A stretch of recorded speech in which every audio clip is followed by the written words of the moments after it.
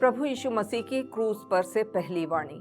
हे पिता, इन्हें क्षमा कर, क्योंकि ये जानते नहीं कि क्या कर रहे हैं। इस वाणी से पहली बात, प्रभु यीशु मसीह को हमेशा परमेश्वर पिता में अपनी पहचान का, उसके साथ अपने अंतरंग आत्मीय व मजबूत संबंधों का पूरा पूरा एहसास था। उसे मालूम था कि क्रूस भी पिता की ही इच्छा व योजना का अभिन्न अंग है। इन बातों में उसे कोई संदेह अथवा प्रश्न नहीं था। इस वाणी से हमारे लिए सबसे पहली शिक्षा यही है कि क्या हमको परमेश्वर पिता में अपनी मौलिक और वास्तविक पहचान का, उसके साथ अपने मजबूत संबंधों का, उसमें अपनी वास्तविक कीमत का एहसास और पूरा निश्चय है। यह एहसास हमें संसार, शैतान और शरीर के विभिन्न प्रलोभनों, परीक्षाओं से बचा लेगा। इससे हम अपनी विश्वास योग्यता, आत्मा व अनंत के सस्ते सौदों व समझौतों से बच जाएंगे। दूसरी बात, प्रभु यीशु मसीह ने अपने शिष्यों को स्वर्गीय पिता से पूरे दिल से विश्वास के साथ प्रार्थना करना सिखाया था। अपनी सेवकाई के पूर्व उसने 40 दिनों तक उपवास के साथ प्रार्थना की थी और अब क्रूस पर अपनी उखड़ती सांसों और भयंकरतम प्रताड़नाओं, यातनाओं के बावजूद वह विश्वास और समर्पण के साथ पिता से प्रार्थना कर रहा था। उसकी प्रार्थना में पिता के प्रति कोई गिला शिकवा नहीं था, कोई उस पर एहसान जताने की बात नहीं थी और न ही यह प्रार्थना विरोधियों की हानि अथवा विध्वंस के लिए थी, परंतु यह प्रार्थना अपराधियों के लिए क्षमा की याचना थी। उसने हमें यह आदेश दिया है कि तुम जागते और प्रार्थना करते रहो कि तुम परीक्षा में ना पड़ो, क्योंकि आत्मा तो तैयार है परंतु शरीर दुर्बल है। इस वाणी से हमारे लिए दूसरी शिक्षा, आज एक बार फिर अवसर है कि हम आत्ममूल्यांकन करें कि आखिर हमने किन कारणों से अपने स्वर्गीय पिता से प्रार्थना करना बंद कर दिया है। क्या हमारी प्रार्थनाओं में केवल हमारे स्वार्थों की पूर्ति की लंबी मांग रहती है, या केवल उससे शिकवा शिकायतें ही रहती हैं, या हम उससे अपने विरोधियों की हानि का या उनकी मृत्यु के लिए ही प्रार्थना करते हैं, या फिर हम दीनता के साथ उसकी इच्छा के अनुरूप प्रार्थना करते हैं। तीसरी बात, प्रभु यीशु मसीह को क्रूस पर लटके हुए भी इस बात का पूरा एहसास था कि वह मनुष्यों को पापी और दोषी ठहराने के लिए नहीं, परंतु उनके पाप अपराधों को क्षमा करने के लिए आया है। वह इसी उद्देश्य को पूरा करने के लिए क्रूस पर अपना बलिदान दे रहा है। इस उद्देश्य को सामने रखकर ही उसने अपने अपराधियों के लिए क्षमा याचना की प्रार्थना की। इस वाणी से हमारे लिए तीसरी शिक्षा, अपराधियों को क्षमा करने का जो अद्वितीय उदाहरण प्रभु यीशु मसीह ने हमारे सामने रखा है, हमको उसी का अनुगमन करना है। यह वचन का आदेश है कि जैसा परमेश्वर ने तुम्हारे अपराध क्षमा किए हैं, वैसे ही तुम भी एक दूसरे के अपराध क्षमा करो। कितनी बार? 7 के 70 गुने बार तक अपने अपराधियों को तुम क्षमा करो। अर्थात जितनी बार तुम्हें अपराधों का स्मरण हो, उतनी बार उसको क्षमा करो। यदि तुम आपस में मनुष्यों के अपराध क्षमा करोगे तो स्वर्गीय पिता भी तुम्हें क्षमा करेगा, परंतु यदि तुम मनुष्यों को क्षमा नहीं करोगे तो तुम्हारा पिता भी तुम्हारे अपराध क्षमा नहीं करेगा। इस प्रकार क्षमा का सीधा संबंध हमारे उद्धार से है। बहुत बार शत्रुओं को तो क्षमा करना हमारे लिए आसान होता है, परंतु अपनों को क्षमा करना बहुत कठिन होता है। पति, पत्नी, बच्चों, माता पिता, संबंधियों, सबको एक दूसरे को क्षमा करना है, तभी हम उसकी क्षमा के पात्र बनेंगे। इस क्षमा के बिना क्रोध, कड़वाहट, प्रतिशोध, निंदा आदि से संपूर्ण चंगाई प्राप्त कर शांति तथा भरपूरी के जीवन की कल्पना करना असंभव है। प्रभु यीशु मसीह का उदाहरण अपने सामने रखें। अपने घमंड, क्रोध और हठ का त्याग करें। संबंधों को सामान्य करने के लिए हम एक दूसरे को क्षमा करें। प्रभु यीशु मसीह की क्रूस पर से कही गई दूसरी वाणी, मैं तुझसे सच कहता हूँ कि आज ही तू मेरे साथ स्वर्गलोक में होगा। कब? जब हम उसके महान अनुग्रह प्रभु यीशु मसीह को न सिर्फ पहचानेंगे परंतु उसके बहुमूल्यतम उपहार के रूप में अपने जीवन में एकमात्र उद्धारकर्ता के रूप में स्वीकार करेंगे। जब हम दीनता के साथ अपनी इच्छा, अपने घमंड, अपने स्वार्थ, अपने हठ को उसकी महिमा और उसकी आज्ञा के अधीन करेंगे, जब हम दीनता के साथ उसके न्याय व दंड के भय में जीवन जिएंगे, तभी हम इस भ्रष्ट संसार में रहते हुए भी परमेश्वर पिता की निकटता का, उसकी दया, उसकी सामर्थ, उसकी सुरक्षा, अनुग्रह, क्षमा और शांति का हर पल अपने जीवन में एहसास करेंगे। तो मानो स्वर्गलोक हमारे दिलों में हर पल बसेगा। हमें हमारे हृदयों में स्वर्गलोक का वास्तविक एहसास होगा और मृत्यु के बाद हम स्वर्गलोक के वारिस ठहरेंगे। प्रभु यीशु मसीह की क्रूस पर से कही गई तीसरी वाणी, हे नारी देख, यह तेरा पुत्र और यह तेरी माता है। प्रभु यीशु मसीह के समान हमें भी अपने पारिवारिक जिम्मेदारियों को पूरा करना है।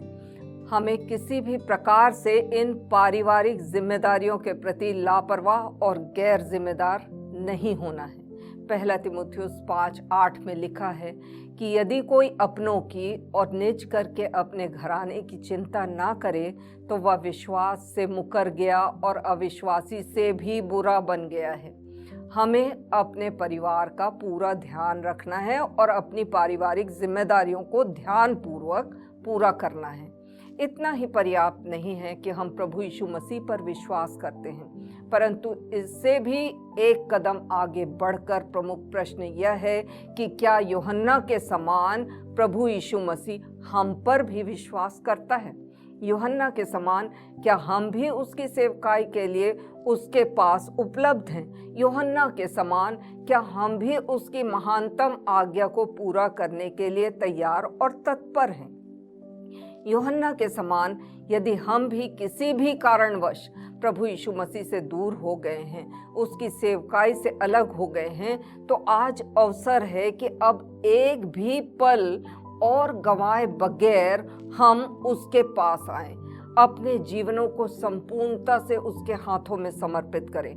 सांसारिक रूप से यदि आप प्रभु यीशु मसीह की इस वाणी पर गौर करें तो यह संभव नहीं कि कोई भी बेटा किसी भी दूसरी माता को अपनी माता करके स्वीकार करे और ना ही कोई भी माता अपने बच्चों से बढ़कर किसी दूसरे को अपना बेटा मान ले और अपने सब बच्चों को छोड़कर, अपने घर को छोड़कर इस नए बेटे के साथ रहने लगे। परंतु आत्मिक रूप से प्रभु यीशु मसीह का घर, उसकी देह, उसकी कलीसिया है और कलीसिया में ही यह बात संभव है जहाँ प्रभु यीशु मसीह के लिए और उसमें होकर अपने पराये हो जाते हैं और पराये अपने।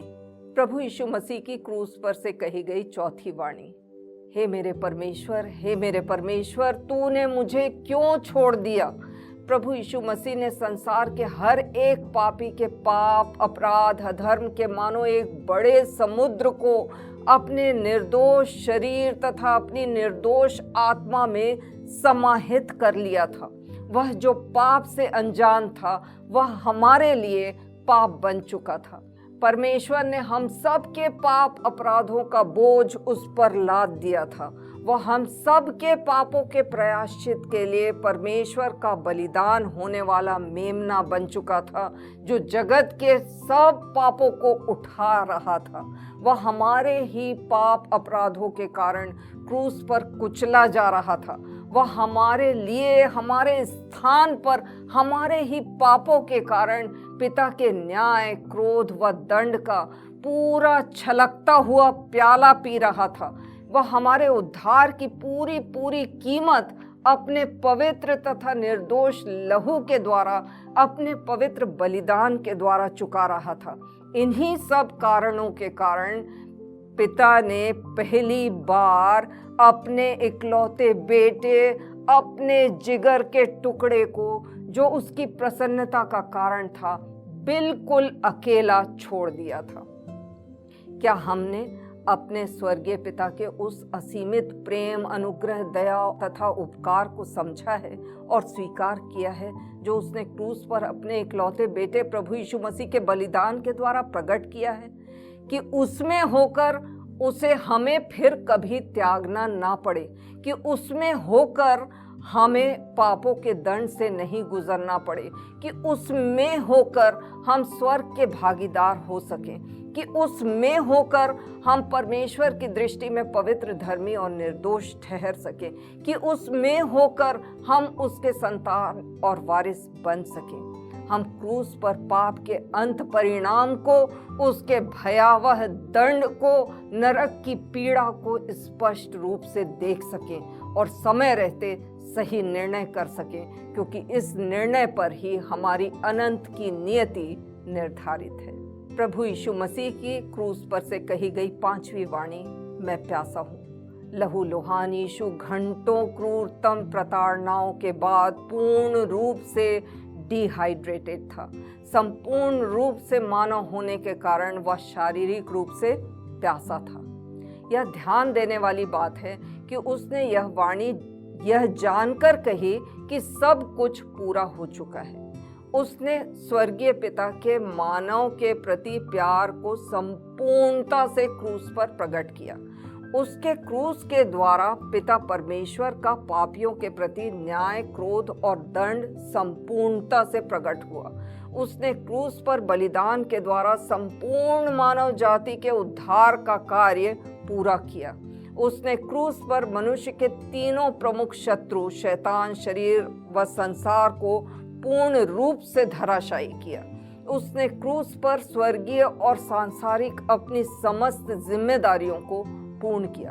अब वह प्यासा था अपने पिता के साथ सहभागिता के लिए, जिसने उसे मेरे और आपके लिए छोड़ दिया था, ताकि उस यीशु इमैनुएल के द्वारा परमेश्वर हमेशा हमेशा हमारे साथ रहे, उसे हमें कभी भी छोड़ना ना पड़े। आज प्रभु यीशु मसीह प्यासा है उन लोगों के लिए जो आज भी उसके उद्धार से वंचित हैं, जो आज भी अनंत विनाश के मार्ग पर आगे बढ़ रहे हैं। उसकी प्यास है कि हर कोई अनंत विनाश से बच जाए। आज प्रभु यीशु मसीह प्यासा है उन लोगों के लिए जिन्होंने बार बार उसके विषय में सुना है, किंतु अब तक अपना जीवन उसे समर्पित नहीं किया है। वह प्यासा है हमसे दिल के अंतरंग आत्मीय मजबूत संबंधों के लिए।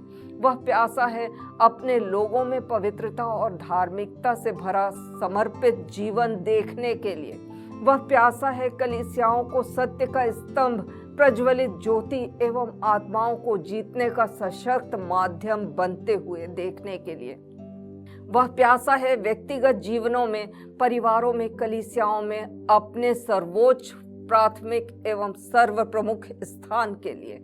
वह प्यासा है कि लोग उसे और अपने पड़ोसियों को दिल से सच्चा प्यार करें। प्रश्न यही है कि क्या हमने प्रभु यीशु मसीह की प्यास बुझाने के लिए अपने आप को, अपने परिवारों को, अपनी कलीसियाओं को संपूर्णता से उसे समर्पित किया है? क्या उसकी प्यास बुझाने के लिए हमने अपने गलत शौक, अपने अनैतिक संबंधों, गलत कार्यों, अपनी धर्मांधता, हठ, क्रोध, कड़वाहट का त्याग किया है? क्या हमने उसके महानतम आदेश का पालन करने के लिए स्वयं को समर्पित किया है? हम जान लें कि हम ऐसे महान उद्धार की उपेक्षा करके कदाचित बच नहीं सकेंगे।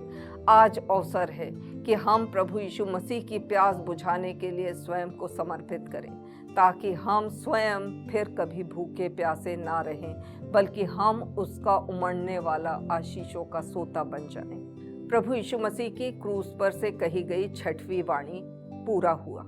प्रभु यीशु मसीह ने क्रूस पर संपूर्ण मानव जाति के उद्धार का कार्य पूर्ण किया। उसने वचन की सभी भविष्यवाणियों को अक्षरशः पूरा किया। उसने पिता के अस्तित्व को, उसके प्रेम, दया, क्षमा और अनुग्रह को पूर्ण रूप से संसार पर प्रकट किया। उसने पिता से मनुष्यों के टूटे हुए संबंधों को जोड़ने के लिए क्रूस पर बलिदान का कार्य पूर्ण किया। उसने क्रूस पर मनुष्यों को नया जीवन देने का, नई सृष्टि बनाने का कार्य संपूर्णता से पूर्ण किया। जो कुछ उसने क्रूस पर पूर्ण किया है, अब उसमें कोई कसर, कोई प्रश्न, कोई संदेह, कोई खामी, कोई कमी बाकी नहीं रह गई है। अब हमको केवल उसे पूरे विश्वास, धन्यवाद और कृतज्ञता के साथ स्वीकार करना है। अब हम स्वयं में अपूर्ण लोग केवल उसमें होकर ही परमेश्वर पिता की दृष्टि में पूर्ण रूप से आज्ञाकारी, विश्वास योग्य, धर्मी, पवित्र और निर्दोष ठहर सकते हैं। उसके द्वारा किए गए पूर्ण कार्य का हमें पूरा आनंद और पूरा लाभ उठाना है।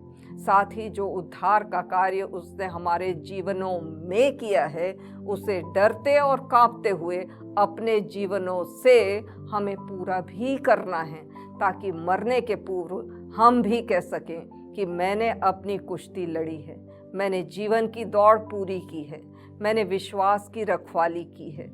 मेरे जीवन में और मेरे जीवन से उसका उद्देश्य पूरा हुआ है। मेरे जीवन से उसको महिमा मिली है, उसकी गवाही हुई है, उसके कार्यों का और उसके राज्य का विस्तार हुआ है, उसकी देह, उसकी कलीसिया उन्नत और समृद्ध हुई है। मैंने अपने बच्चों को, अपने नाती पोतों को परमेश्वर के प्रेम, उसके जान पहचान और ज्ञान में आगे बढ़ाया है। उनमें उसके गुणों और स्वभाव को रोपित करने का प्रयास किया है। अब मैं अपने स्वर्गीय पिता के धाम में जाने के लिए पूरी तरह से तैयार हूँ। प्रभु यीशु मसीह की क्रूस पर से कही गई 7वीं वाणी। प्रभु यीशु मसीह ने ऊंचे स्वर से पुकार कर कहा, हे पिता, मैं अपनी आत्मा तेरे हाथों में सौंपता हूँ। उसने अपने सांसारिक जीवन में हमेशा पिता की इच्छा पूरी की थी। वह क्रूस पर अपना बलिदान भी पिता की इच्छा और आज्ञा को पूरी करने के लिए ही दे रहा था। तभी वह ऊंची आवाज में पुकार कर यह वाणी कह रहा था। यह ऊंची आवाज क्रोध, कड़वाहट, निराशा अथवा हार की नहीं, किंतु दृढ़ विश्वास तथा पूर्ण विजय के आनंद से भरी हुई वाणी थी। क्रूस पर उसकी हत्या नहीं हो रही थी, परंतु स्वेच्छा से वह मृत्यु को स्वीकार कर रहा था, ताकि उसके द्वारा परमेश्वर पिता का मनुष्य के उद्धार का मिशन पूरा हो सके। यह प्रभु यीशु मसीह के लिए कोई त्रासदीपूर्ण हादसे की बात नहीं थी, परंतु उसकी स्वेच्छा से किए गए चुनाव और निर्णय की बात थी। संपूर्ण प्रक्रिया पर परमेश्वर का पूरा नियंत्रण था। यहाँ सौंपने का अर्थ जान लेना आवश्यक है। सौंपने का अर्थ होता है फिर सुरक्षित वापस पाने के लिए किसी जिम्मेदार, विश्वास योग्य व्यक्ति के हाथों में कोई वस्तु को देना। सिद्ध स्वर्गीय परमेश्वर पिता के हाथों से अधिक सुरक्षित और कोई दूसरा स्थान और कोई दूसरा व्यक्ति हो ही नहीं सकता। याद रखें कि हम जो कुछ भी अपने स्वर्गीय पिता के हाथों में सौंपते हैं, वह उन सब वस्तुओं को सुरक्षित रखता है। प्रश्न यही है कि हमने अपना जीवन, योग्यताएं, धन, पद, परिवार, संबंध, व्यवसाय, भविष्य, सब कुछ संपूर्णता से परमेश्वर के हाथों में सौंपा है या नहीं? क्योंकि जब हम सब कुछ उसके हाथों में सौंपकर उसकी महिमा, उसकी गवाही, उसकी सेवकाई के अनुरूप जीवन जिएंगे, तभी तो मृत्यु की निकटता में हम अपनी आत्मा भी पूरी निश्चितता के साथ उसके हाथों में सौंप सकेंगे। परमेश्वर इन वचनों के द्वारा से हम सबको आशीषित करें।